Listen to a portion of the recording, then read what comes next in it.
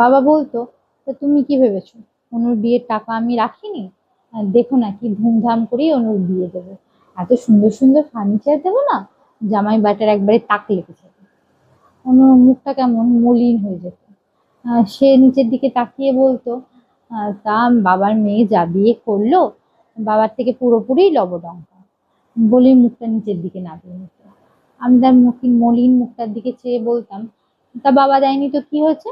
দেখো না, বাবার জামাই তোমাকে সব করে দেবে, বাড়ি গাড়ি সুন্দর সাজানো গোছানো সংসার সব করে দেবে তোমার, সব হবে একদিন, দেখো।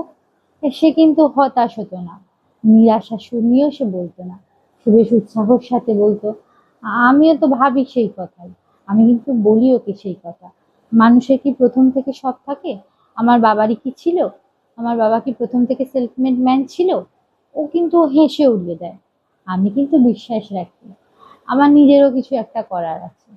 বিয়ে পাশটা যদিও আমি করিনি, তবুও মেয়েদের জন্য এখন অনেক দরজাই খোলা।